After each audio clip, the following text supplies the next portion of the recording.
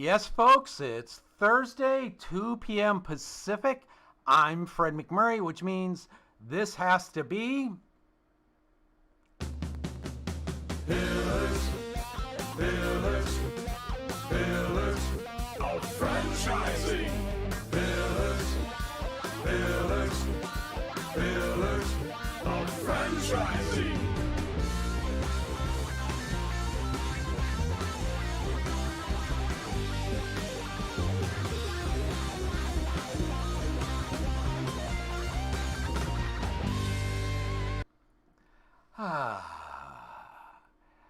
I love the guitar riff. I really, really do. Markel's Audio Lab really just rocked out. You never forget that sound. So, Kristin, how we doing? Is this thing on? Because I was afraid I was going to be muted a few moments ago. You may still be, but you're live at least right now. So where are you? Can you hear me now? Please don't be Verizon, woman. They don't pay us to say Are anything. those waves? Fred, I am on the lovely island of St. Martin for my long-awaited 2-year vacation, and I just couldn't help but to bring the Pillars of Franchising show with me here. It's a balmy 85. Are we going to be able to get interviews of you with franchisees in St. Martin? You know, I briefly told you the story about that, and they're not quite as easy to find. The franchises are easy to find. The franchisees, not so much. I don't find most of them in their shops per se.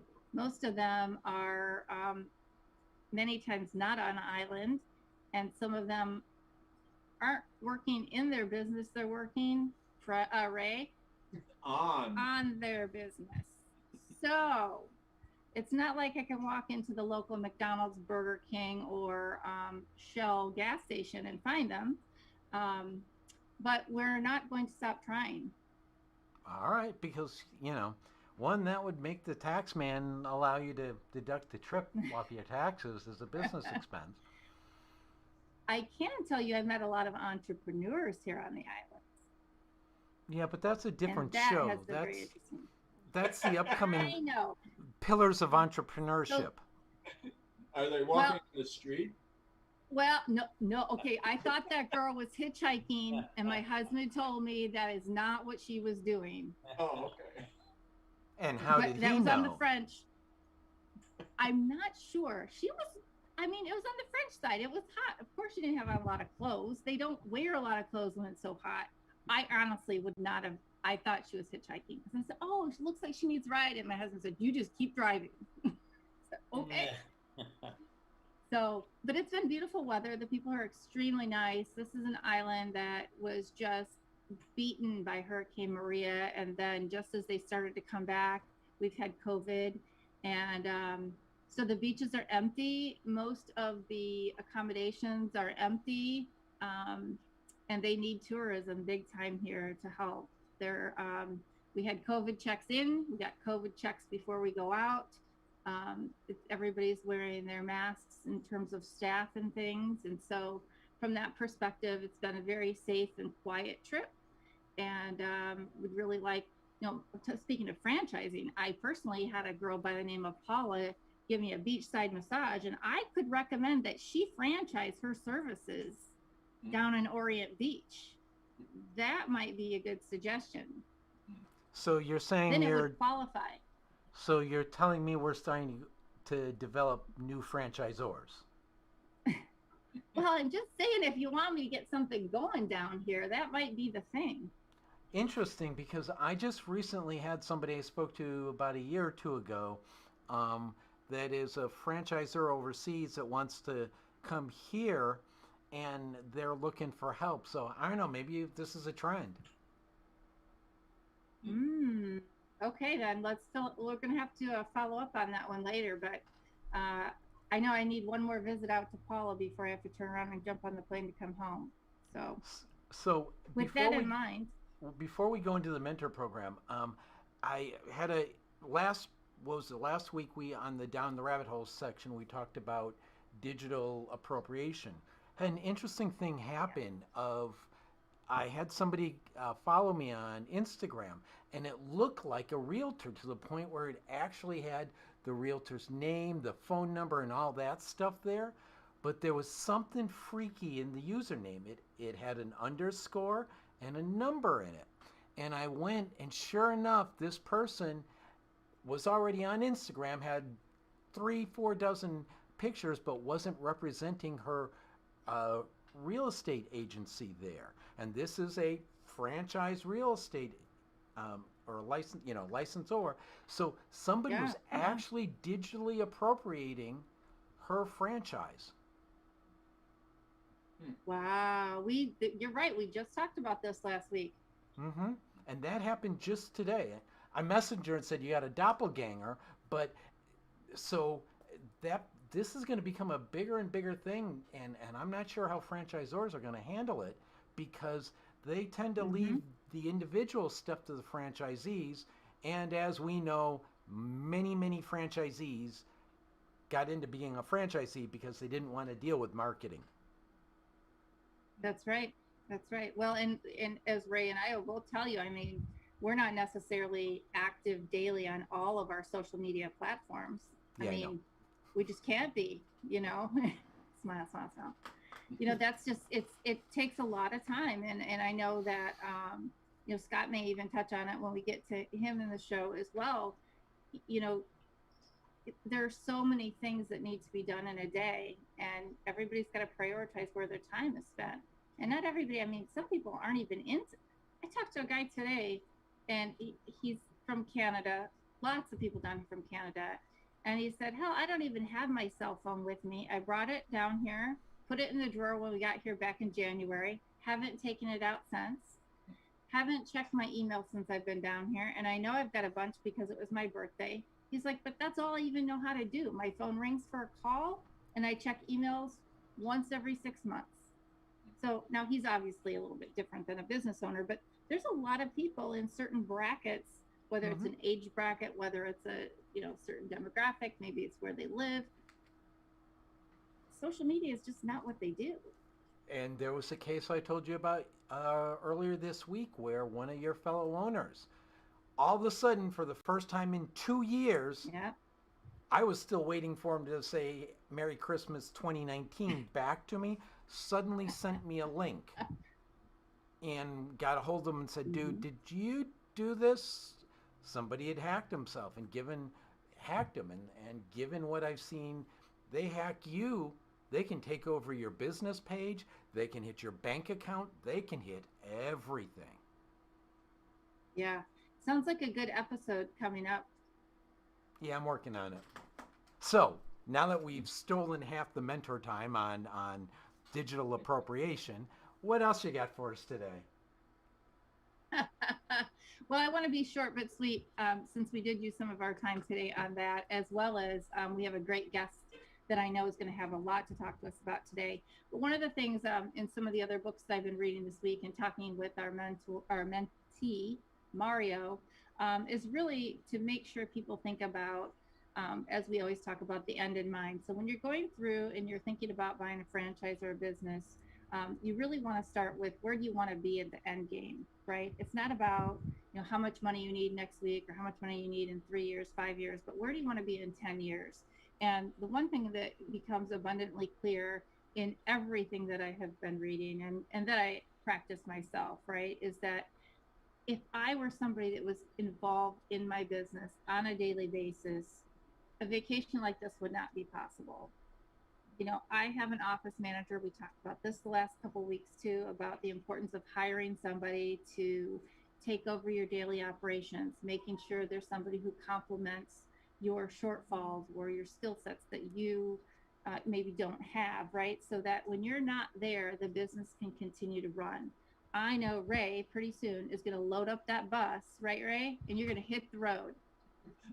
Yeah. Nobody can see me. Can they hear me? They can hear you, but they can't I see can you. see you. Yeah. But Yeah, nobody else okay. can. Running over in my mind. I'll be in Texas. I'll be in Pennsylvania and Florida. one more place. Oh, Illinois. No, Wisconsin and Michigan. See there? That's two So 5 more places. places. That's multiple places, and we Yeah. better be getting interviews of franchisees while you're there. So should we bring everybody else on? Yes, so just what my ending thought is, okay, please think about the lifestyle you want, the work-life balance you need, because that is how you need to measure success. That's how you need to measure what your end game is.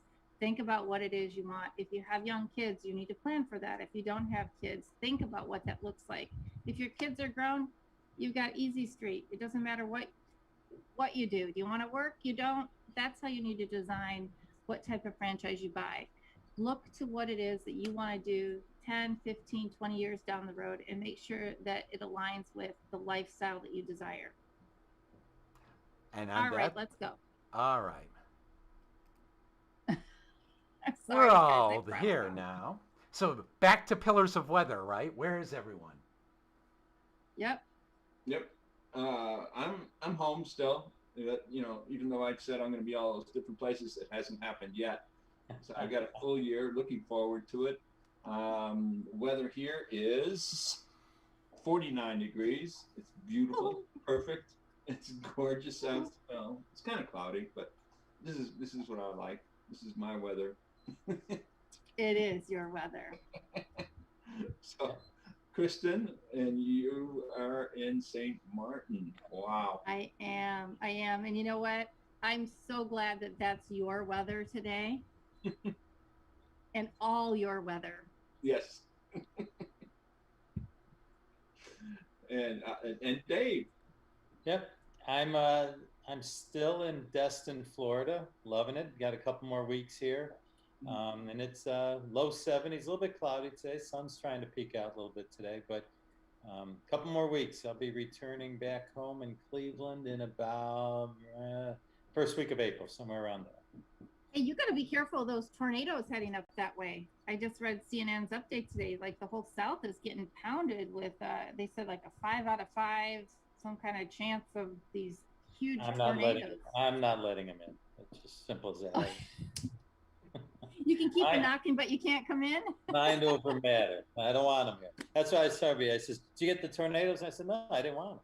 That's it. I sent them to Ray. Send them away. No. I did hear just before we got on. My wife told me that I guess they had one in Birmingham, Alabama, which is a little bit distant from us, but yeah, not too far. So yeah, they're out there. We'll have to watch out for our friend Elizabeth Denham at the Franchise Woman. Boy, she keeps getting beaten to death with those hurricanes and tornadoes and. Yeah, but so far so good here. So keep our fingers crossed. Good.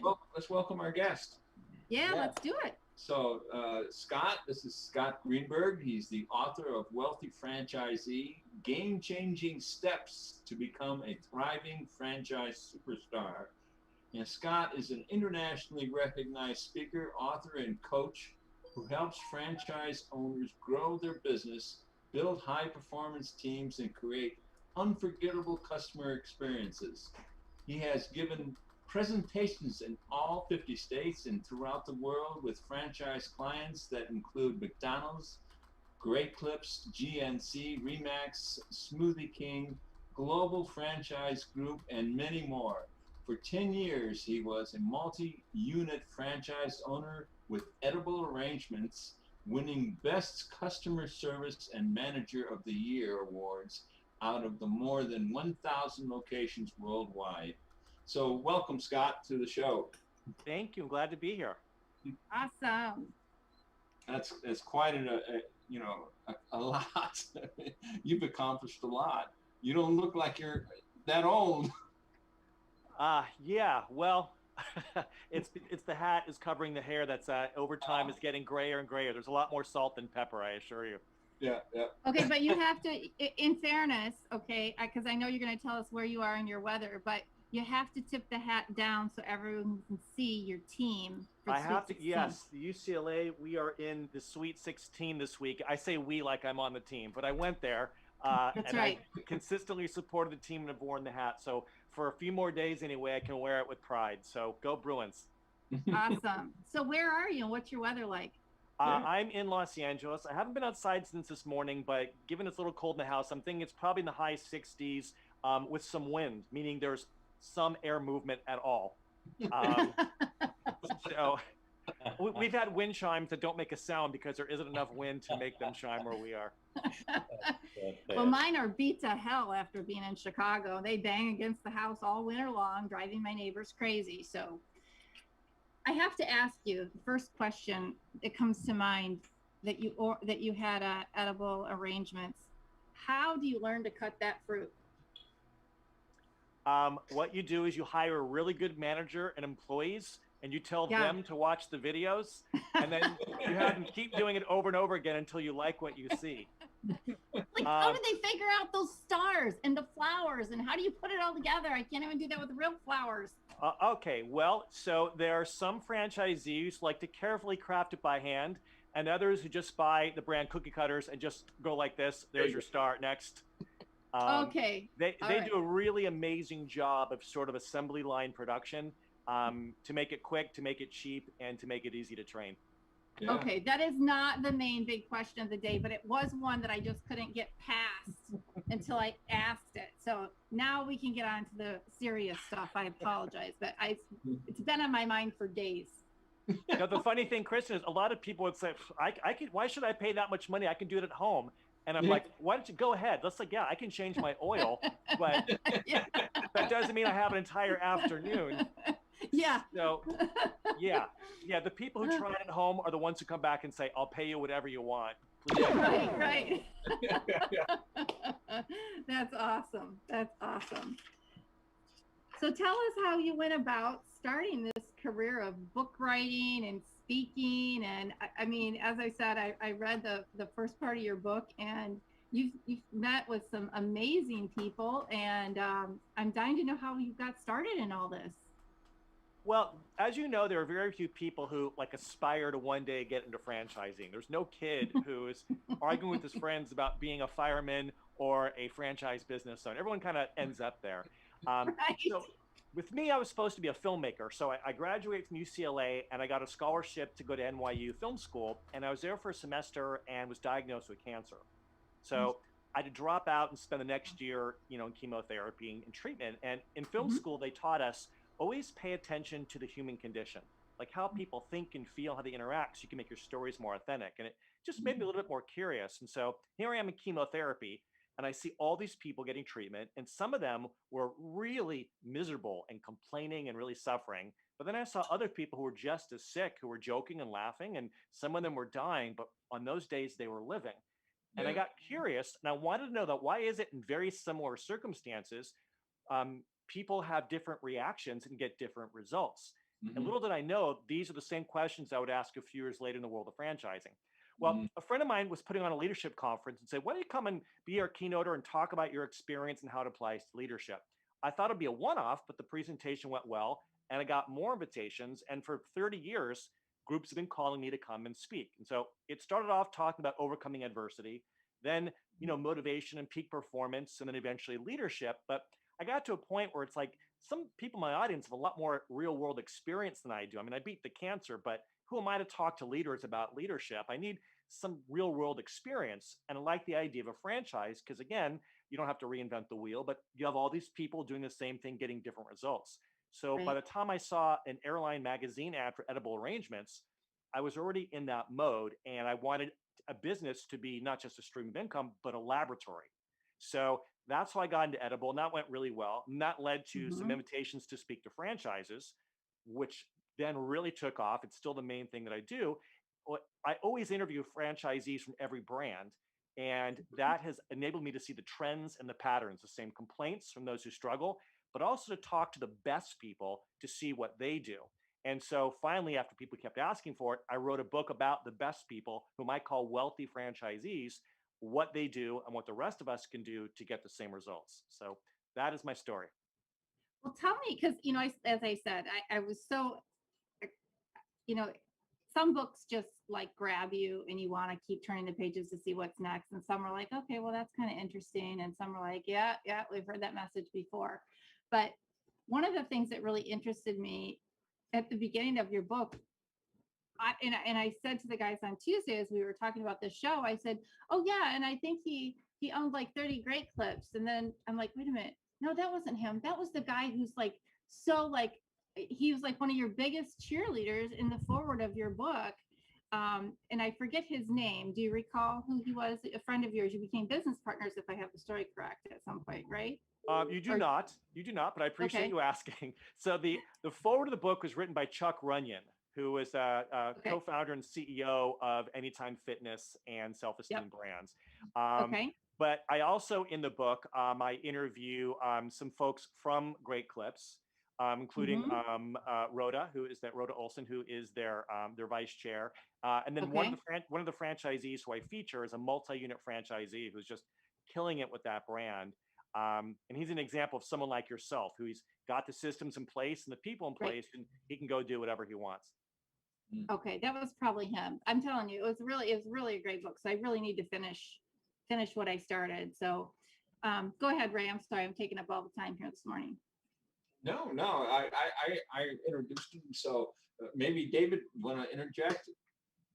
If not, Well, I- here, I I got was a really question. curious in reading his bio. Obviously, you know, a lot of that stuff's near and dear to my heart. So, Yes. you know, when he starts talking about the leadership and the high performing teams, because that's what I've been doing for 30 some years, right? So I'm really curious when what, because I have not had the opportunity to read the book. What what did you identify? I know there's going to be a broad range of things, but what are some of the main things that you identified between, you know, those successful wealthy franchisees and the ones, as you referred to, as were the ones that weren't so successful and had the same complaints? You're reading my mind. That was my question. And honestly, it's probably the most important question you can ask, you know, besides, you know, where can I buy your book? Content wise, it's the most important thing because that's what we want to know. What is their secret? So what I determined about all franchisees is that there's three things that determine how successful they're going to be. The first is circumstances, the economy, the competition, the pandemic, things we don't control. The second thing is everything operational, which is what people talk about most of the time. But the third is something less tangible, but it's the biggest one, and that is the human factor that the franchisees themselves bring to the business. Their level of confidence, enthusiasm, their willingness to stick to the system, to build trust with the franchisor, to engage their employees, to connect with customers. You know, two franchisees can follow the exact same system.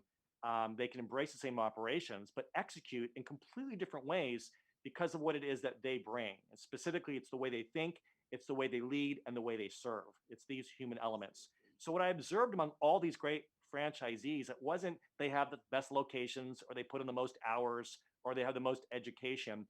They're real masters at those human elements on top of great operations. And that's what enables them to succeed. And so most of the book is about then what those things are. But it really is about they're really good at managing themselves so they can more effectively manage the business. I think Yeah, that's so important.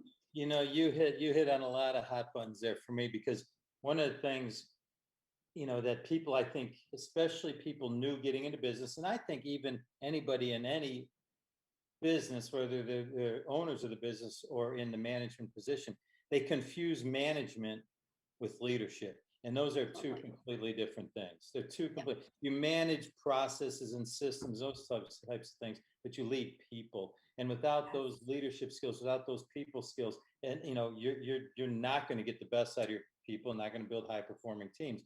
But we also snuck in a word there that I think probably went over most people's heads, and that was serve.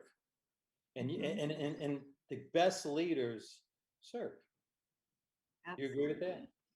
I completely agree with it. I'm gonna, Chris, I'm gonna spoil the book for you. I'm gonna reveal what I say at the very end of the book. You know, the book is 80 something thousand words, but if I had to narrow it down to just three things that these people do, they keep a clear head, so they take care of all that mental junk and focus right. They stick to the proven system, and they use their business to improve the lives of everyone it touches. So certainly that includes the employees. It includes customers, it includes fellow franchisees and their community. And when it comes to managing employees, they're not just trying to direct their work, they're trying to develop the employee themselves. They're trying to lift them up, knowing that if they do that, the employees are going to then really lift up the business. So Yeah, that is a Absolutely. very deliberate word that I use is being a servant franchisee, where you Mhm. wake up in the morning thinking, what can I do to elevate the lives of everyone with whom I come into contact? And there's a boomerang effect. And if you're greedy and you don't care about the world, it's still the best tactic to make the most money. Just put value out and lift other people up. Yeah, that's Absolutely. so important. That's, I like it. You said throw the value out. Is that what you said? Put as much value out there as possible. Okay, okay. Yeah. Yeah, yeah, that's good. Once you stop thinking about the bottom line and start thinking about how can I improve the people around me, it's amazing how the bottom line will improve. Well, yeah, and a lot of people don't even know what that means. I mean, a brand will bring me in to speak, and they'll give me all this background information. They'll show me their documents on, their 5 steps for customer service, Mhm. and really they're operational things. And remember I Yes. said we have, our circumstances, our operations, and the human. I think customer service falls into the category of the human part because it's about Yes. connecting. It's not just about a transaction. And so what I tell franchisees is what the customer gets is less important than how the customer feels. So Yes. whatever I don't Totally. so whatever your product, service, or solution is, that's one level. But the more important level is Mm. how are you using that transaction to make them feel good? Because that's what Yeah. they're going to remember. No, I'll Absolutely. never. That's such a great point. I'll never forget the time that I went in to fire someone, and I took one of my managers with me. And when we were done, he got up and he shook my hand and he said, "Thank you, for firing me. I really appreciate it." And I was like, "What?" And he said, "I just didn't realize how wrong this job was for me. Like, this is just not where I belong." And I'm like, I've never been thanked for firing somebody. But his point, we talked about all these things that he needed to do. He didn't want to do them. He didn't, that's not where he wanted to be. And I thought that was the craziest firing I've ever had. But it was so strange. And then on the flip side, you have people who want to follow you everywhere you go. And we used to have one of our KPIs, believe it or not, was how many people have you promoted, right? And you had to make sure that you were growing your people or you weren't going to be promoted, because if you couldn't backfill where you were and where that person was, there's no way you were going to go anywhere. So I always found that to be very interesting, to make sure that you grow the people under you first before you worry about where you're going to go. Yeah, yeah. And you're right, because you want to be replaced. You want them to do things so you don't have to. So you can focus on growth or focus on, hanging out at the beach, whatever you want. That's Yeah. only going to happen if you grow your employees into leaders. And the way they feel is as important as what they know. Yeah. So just like with the customers, right? It's like the way we elevate their emotional state is as important as the ice cream cone we give them or the pest control or the senior in-home care. We need to make people feel good. And that means identifying what do they want to feel in the transaction, even if they don't realize it. What's the emotion they're chasing?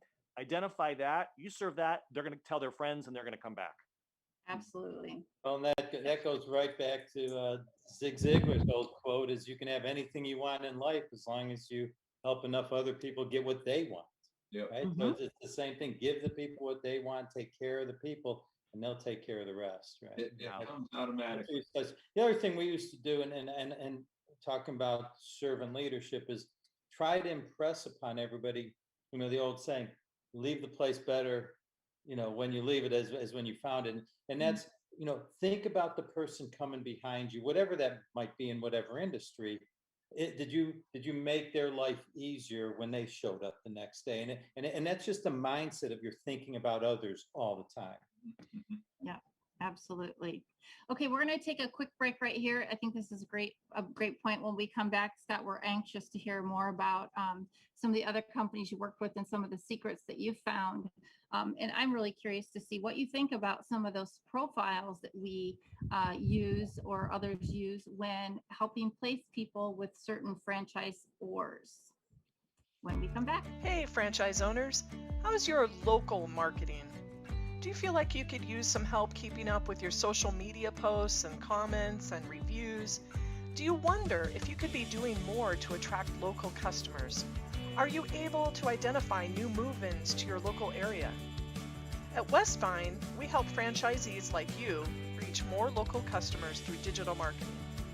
With daily monitoring, creative content, and ad placement, and customer data intelligence, we'll get your business in front of the people who want your products or services. We also work with franchisors who need an agency to handle the digital marketing for all of their locations. If you're ready to reach more local customers, give us a call at 805-265-5440 or visit us at westvine.com. That's 805-265-5440 or westvine.com. Awesome. Thanks, Fred. So Scott, my one question would be, are you familiar, I'm sure you are obviously, with the profiles that so many organizations use to determine where you best fit in terms of choosing a franchisor? I am familiar with those. Okay. I think that anything that gets people thinking beyond just do they like something, that really gets them thinking more in terms of is it a good fit? I think that's much, much better. Now, in terms of, which tools and how they make those determinations, that's going to vary quite a bit. And I'm not here to support or criticize anyone. Absolutely. But I do think that so many people, they just go into it and all they think is, can I make money doing this? I had a phone call with an aspiring franchisee who heard me on another podcast, and we got on the phone, and he has financial backing. He wants to go in and buy 5 currently running franchises in the QSR space all at once and get up and running. And he's telling me about the analysis he's doing, and he's crunching numbers, and he sounds like, a PhD from, an MBA pro. I mean, he's just crunching numbers. And I said, so tell me, like, on what basis are you determining what franchise you want to get? And he continues with the numbers and the formulas. And I said, bro, you realize you're gonna have to run this thing? Like, you're gonna spend your time doing this. Like, is that how you would like choose your wife? Like, your time is really valuable. I said, crunch your numbers. But the question is this how you want to spend your time? I don't care what the analysis says. How are you going to feel when an employee ghosts or when a customer complains that their French fries are cold? Like, there's a human element that's there as well. And so I think anything that gets aspiring franchisees to think more in terms of their own values and are they a match? And Kristin, what you were saying earlier about really thinking what kind of life you want to live and where you want to end up, that's not always something that a spreadsheet or an algorithm can determine. So I think it's a great tool to change your thinking, but at some point you have to search internally before you start making your choices. Absolutely. Yeah. I think that's actually a great way to put it. What are you going to do when an employee ghosts? I mean, those type of, what I don't know how you describe those surveys that you take are guides. And if you take it too seriously, then you're going to be in the wrong direction. I mean, I'm a technical nerd. I mean, I love technical stuff, but I'm in the cleaning business, but what's really interesting is that I still get my, what do you want, technical needs taken care of. Fixing, you get your fix. Get my fix, because I'm my own IT guy. I fix my own vacuum cleaners. Even though I have a fairly large company, I still enjoy doing those things. But the most important part of owning a business is I think is we already discussed it. But one of the things I wanted to ask Scott, you've helped some really big companies out there, and I'm sure you have some good examples where the direction has been dramatically turned around. Yeah. Can you cite 1 or 2 examples of, you went in there and you saw the direction turn around and something that you did, said or done? Usually the most impact that I hear about is what happens at a franchisee level. And I hear that all the time. So I heard from a franchisee from a Canadian painting brand just recently who told me that he has completely changed his approach to managing his employees and is getting much better results. He, like so many people, is complaining he could never motivate them because he didn't really understand. He thought it just meant paying them more or giving them gift cards. And so through, he read my book and has heard some of my stuff, and now he understands the difference between extrinsic motivation and intrinsic motivation and focusing more on developing them and, when to use each. And now he says that there's less employee turnover, there's more retention, there seems to be more productivity. So I get a lot of anecdotal stuff. I wish that the nature of my work was that I had, data that said, yeah, a company brought me in and sales immediately went up by 30%. The nature of what I do, it's not always like that, especially if what I'm doing is coming in and doing a presentation, as opposed to a long-term consulting. Most of what I do is that. Starting to change now because I'm doing a bit more consulting, and I have this new online course for franchisees where it's sort of a longer term relationship. Most of it's the presentations, but a lot of analytic of individual stories like that of people telling me about retention, sales are going up. Suddenly they have a bit more free time. And some cultural shifts as well. And so I like to think that a lot of the franchise brands I've worked with are having bigger conversations about our relationships as an organization, as opposed to just focusing on the operational pieces. No, I know one thing that was important for us during COVID was to really understand, and Ray's got a much bigger team than I do.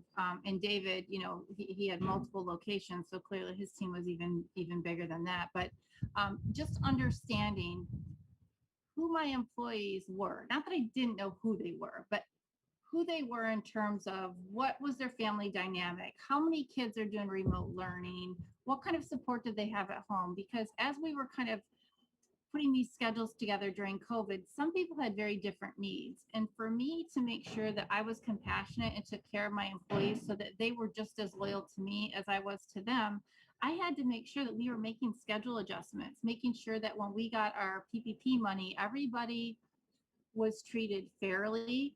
And if some people needed certain accommodations to come in a little bit later because they had to drop somebody off at school, or somebody needed to take their kids to somewhere else so they could do remote learning. I mean, those are things that a lot of people don't think about. How many people know, and this group is probably an exception, right? But when I worked big box retail, I didn't know necessarily of 300 people, how many of them were married versus single and how many kids they have. But when I have a smaller group, it's really important to know, who are my single moms and who do I need to take into consideration when there's a snow day, right? Instead of having somebody call off, I need to know tomorrow there's a huge storm. Okay, these moms, are you going to need help tomorrow? Do you need to come in later? Versus my moms who have a partner and I know they can work together to make the situation work in the morning. And those are things that I think people not all people are, sorry about that loud noise, compassionate and in tune with their employees. Yeah, what you're saying, it speaks to a theme that's run through our entire conversation. Earlier I said, again, circumstances, operations, and human piece. And what you're talking about as a manager, as a leader, is seeing the humanity in those you're leading, right? Seeing this is someone who's more than someone who wears a polo shirt, who's responsible for these tasks. This is a human being with thoughts and dreams and fears and a family. And they want that recognized. People want to be seen and heard and noticed. And it's not that we need to be psychologists. It's not that we need to put all of our time in creating this touchy-feely place, but we need to recognize people's humanity and appropriately reveal a little bit of ours, whether it's with employees, whether it's with the customers, because human connection is what it's all about. But here's why it doesn't happen. And for me, this might be the biggest problem in business, and that is busyness. People take such pride in how long they work and how much they got going on and how stressed out they are because they don't know how to manage their time well. And so they're too busy to really be present with an employee. They're too busy to create a special experience for the customer. They're just in the next in line business. And as soon as we start removing all that humanity, we're no longer focusing on how people feel. We're just focusing on what they get. In the case of an employee, it's feedback and a salary. That's not how we're really going to light them up and get them excited. So if we want, it's not about lighting a fire under them, it's about lighting a fire within them by recognizing their humanity. And that's the missing element, and busyness is the enemy of leadership and service. Yeah, and I love the word humanity. I mean, I think that's really, and when you think about human resources, right? It's got the word human first. And people do tend to forget that. And I think, Fred and I a while back talked about how so many franchise systems, franchisees, it's the one resource that a lot of us don't have available to us, right? We don't have an HR department to call and say, oh my gosh, this happened, and now so-and-so, they need this time off. And well, I don't really know what to do. I mean, I really want to give them the time, but I really can't afford it. And so, and there's not that HR person to say, hey, let's look at it from this perspective. Don't worry about this piece. You got to look at the human piece. And so, I wish there were better systems for franchisees out there to help with a lot of the HR stuff. And franchisors are terrified to advise on that front because they Oh, don't yeah. want to be called the joint employer. Exactly. So consequently, franchisees are coming in and no one is really training them on how to lead, Yep. right? On how to Yep. take care of these things. So how do they lead? The way they were led all Yeah. their lives, which may not have been so good. So it's a huge problem in the industry. And it costs a lot. It costs a ton of money to have to replace employees. It's far cheaper to keep the ones you have. Just take good care of them. Right. Yep. Yeah. But Yeah. again, David- most people are too busy to do it, not realizing if they invest a little time up front with better training, better motivating, better, connecting, they're going to save time with fewer fires to put out in the back end. Yeah, absolutely. Absolutely. I think Scott's been talking about this the whole time, and you just hit on one of my biggest hot buttons that I used to see all the time is franchisors are going to teach you on all your technical stuff and all the how-tos to do everything, but they devote very little time to teaching you how to lead people. Well, that's really going to be the biggest determining factor in my mind, given the first two that you had said, Scott. I agree with that too. But there was a study done. I can't remember it off the top of my head right now, but basically they said 15% of your business success is going to come from your technical knowledge, and 85% is going to come from your soft skills, your people skills, your ability to make those connections and influence others, right? Because if you're talking about leadership's going to be influence, right? And as John Maxwell would say, leadership's influence, nothing more, nothing less. And the way to influence is make that connection first. And the way to make the connection first is really become a good listener. And that's one of the skills that has gone away in this country, in this world. Nobody knows how to listen anymore. I'm sorry, David, what did you say? Exactly. What? On that note, we have to take another commercial. I just got my little message says we got to pay the bills. So we'll be right back. And Scott, I would love to hear where you think we go from here and how do we fix all this stuff? Take us away, Fred. So for those who are listening and do want to call in and make a comment, 323-580-5755. That's 323-580-5755. And you can prove you're listening. And now a word from a sponsor. The Franchise Woman is a bi-monthly digital magazine that empowers women as they navigate the franchising industry by providing relevant news, tools, advice, and inspiration. We are a resource for women who are seeking to own their own businesses, improve their existing businesses, find creative solutions, and take advantage of franchise opportunities.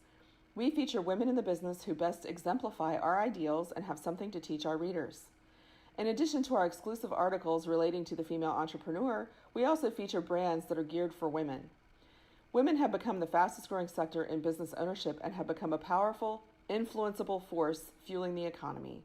The Franchise Woman will give you the news that is relevant to you to help you navigate the path of successful franchise ownership. By women, for women, and about women. We are the Franchise Woman. Join us today at www.thefranchisewoman.com.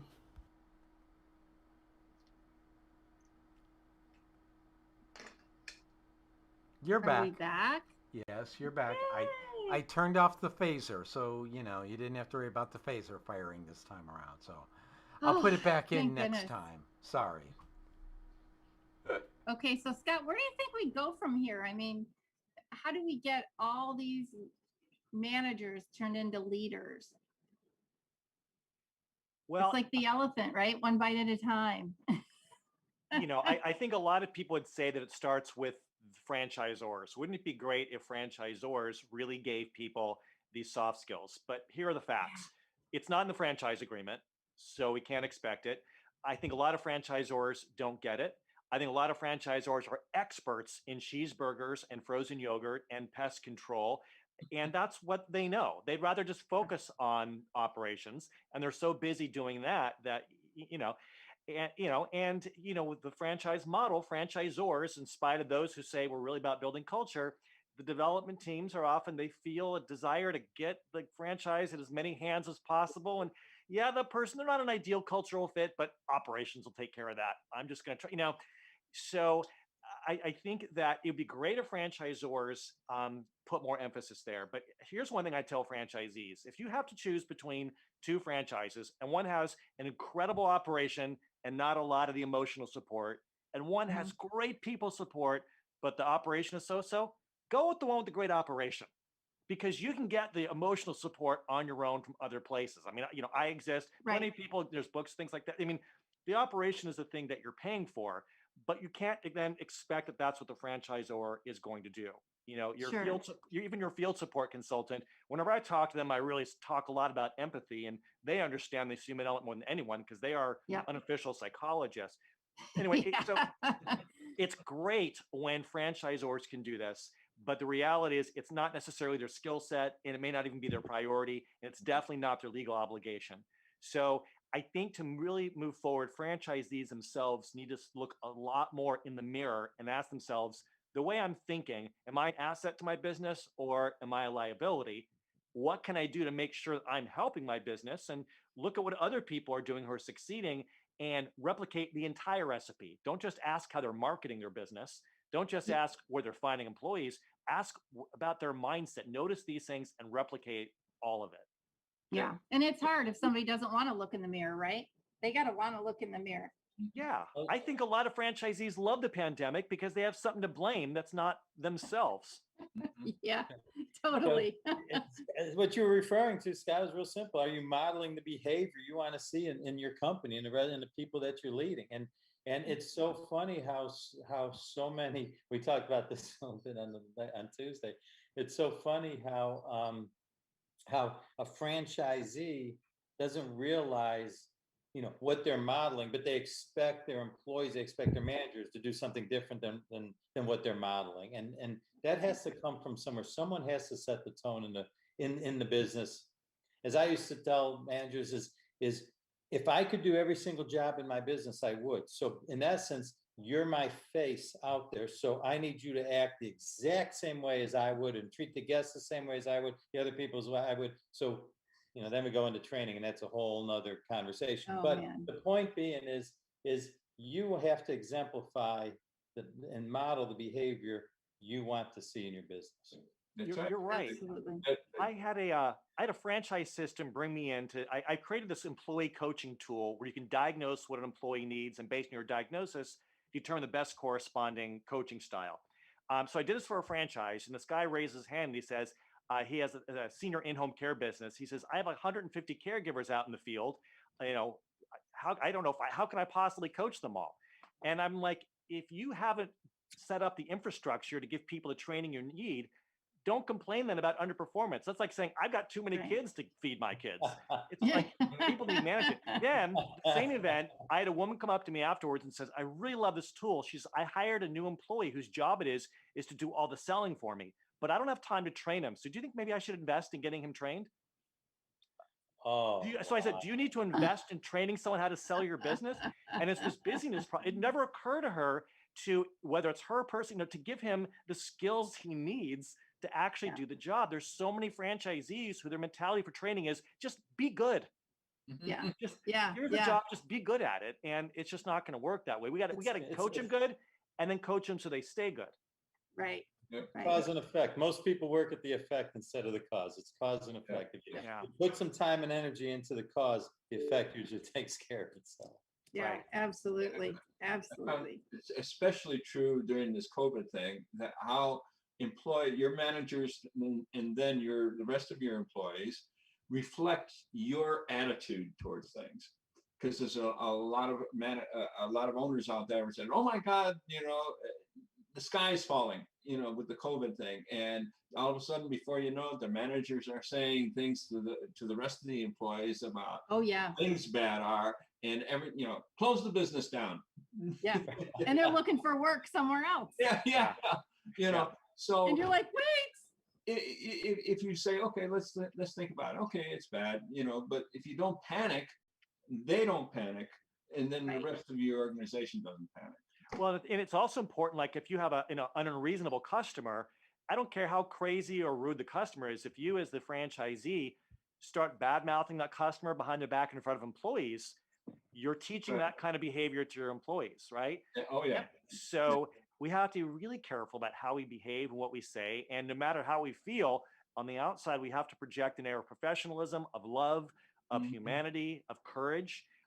Again, no matter how we're feeling, because that is contagious. Point. Yep, that's true. That's true. Yep. Such a good point. We may have a filter, but those other people that work with us don't always have a good filter. That's true. Yeah, that's true.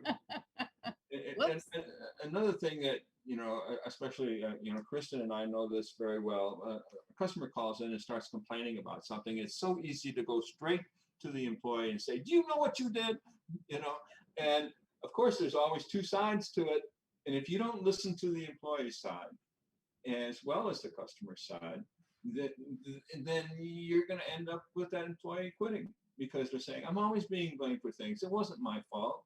There were circumstances that made this happen." Ray, there you go again, expecting people to have empathy. Yeah, I know. Terrible. Yeah. Aren't we just supposed to treat others the way we want to be treated? That's what I thought the rule was since I was a little kid, right? Like, yeah, but if you have low self-esteem, that won't bode well. Yeah. I guess that's the problem. Yeah, maybe. But yeah, you think it'd be that simple, especially when it comes to customer service. I understand why marketing is mysterious. It's constantly changing, but we've all been customers since we're kids. We know what good customer service feels like. You would think that we would instinctively know how to create it, but as you know, that's totally not the case.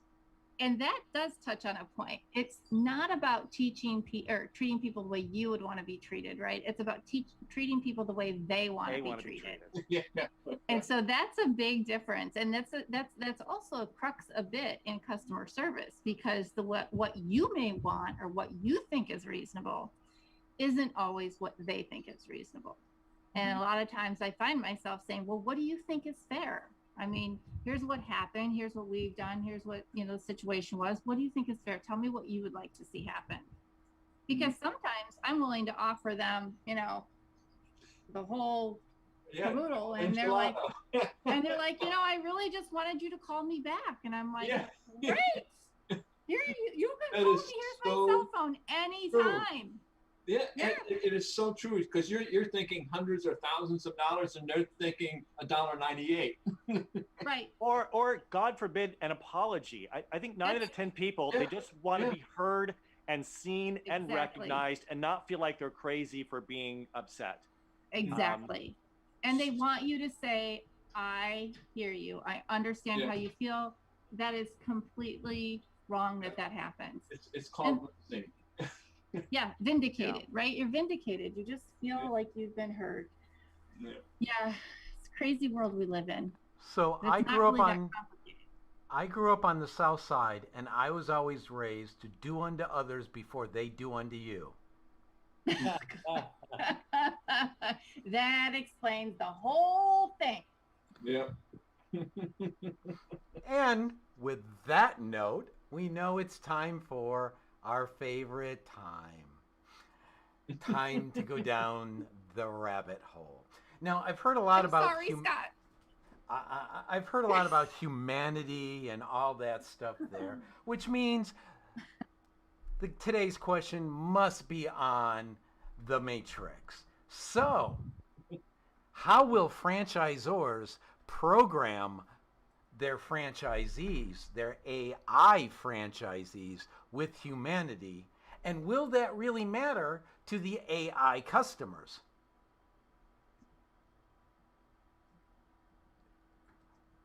Yeah. Who are you asking? You. You're on the hot seat, my friend.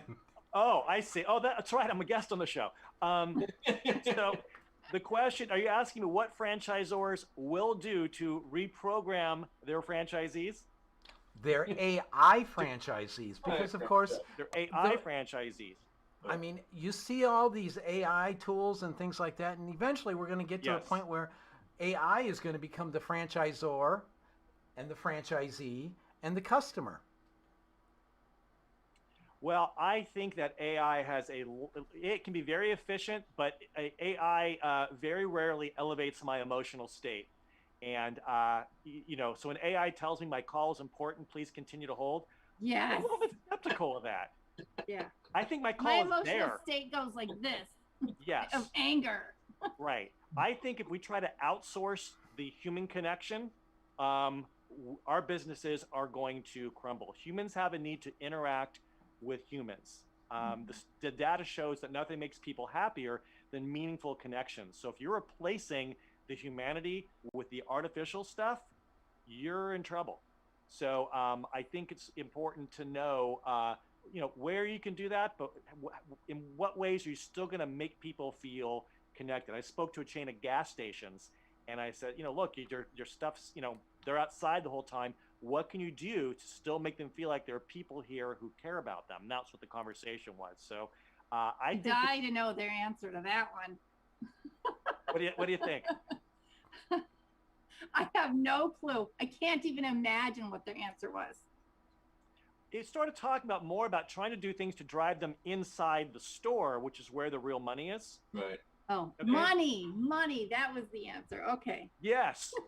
So the idea is the gas is there to get them to show up. The food is there so that they can make money. So you know what? If someone's going to step into your store and they're just there to buy a pack of cigarettes or some Slim Jims, you still better find a way to connect them, to learn their name, and to give them, 10 seconds. They're going to elevate their emotional state. To find a way to do that. Don't just facilitate transactions if you want them to become loyal to your gas station.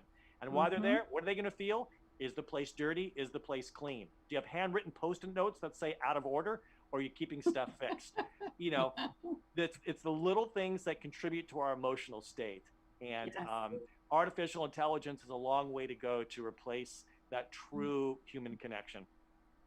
I have to agree with that. I won't even go through self-checkouts because I know the more I use self-checkouts, the more those cashiers are eliminated.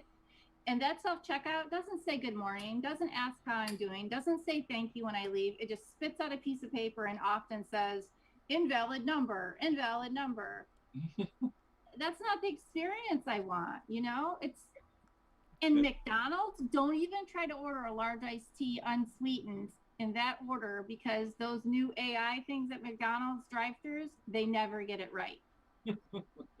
Yeah, people aren't just coming for the thing. They're coming for the interaction. And if we remove that, well, then you're not giving the customer the complete experience they want. Yeah. And Could they're not not agree going to be more. as loyal. And yet, Fred, I better be long gone before AI. I better be long gone before that takes over.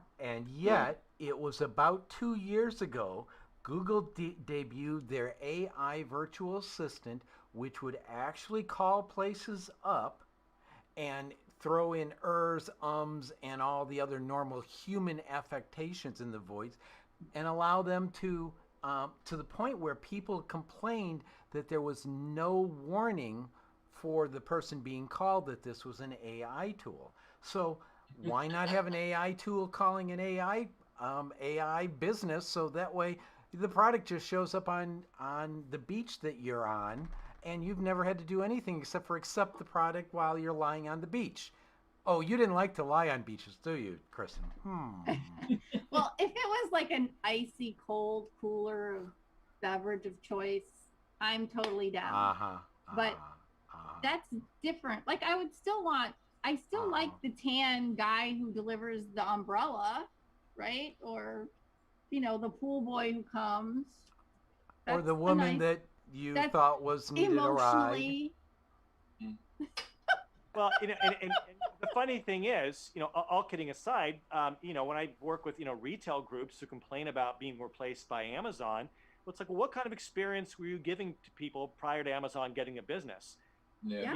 If you're being robotic, you shouldn't be upset when you get replaced by robots.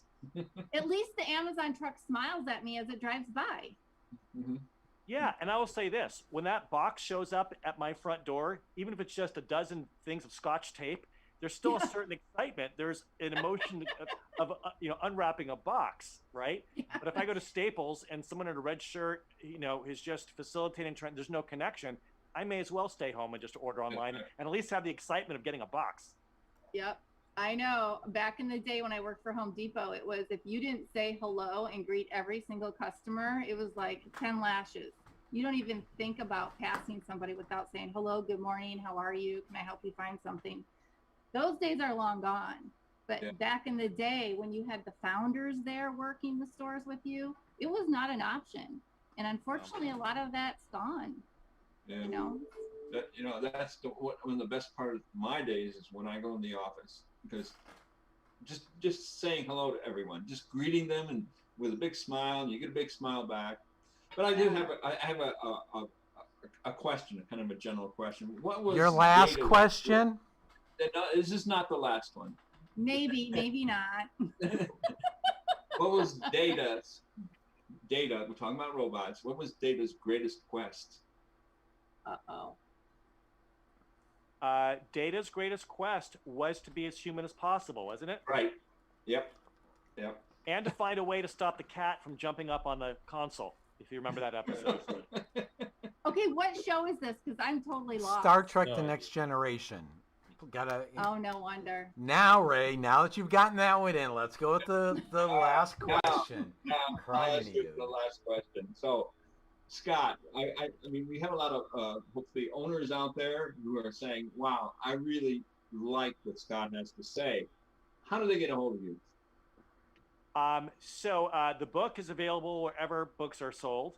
I have a new website called thewealthyfranchisee.com, which talks about the ways in which I help franchisees, talks about the course that I have, makes reference to the book. So just go to thewealthyfranchisee.com. Fantastic. And of course, Awesome. all this information will be on the Pillars of Franchising webpage in case somebody forgets it all. But It Thank already you. is, as is a link to the Oh. as is a Yeah. link to Scott's book on Amazon. So yeah, it is. Yes. It's all there. And it is a great book. So, Yeah, folks, great information. Fantastic. Yep. Yep. Well, thank you so Wanna- much for having me, and go Bruins. Yeah, Good all enough. right. Yeah, absolutely. Thank you so Wa- much, Scott. It was so much fun. Yeah, it is. It was. So And glad to on be here. that Thanks. note, thanks for showing up, Scott. We'll be back next week with hopefully a discussion on customer service. And We might have to drag you back in. could be, who knows. And this has been Pillars,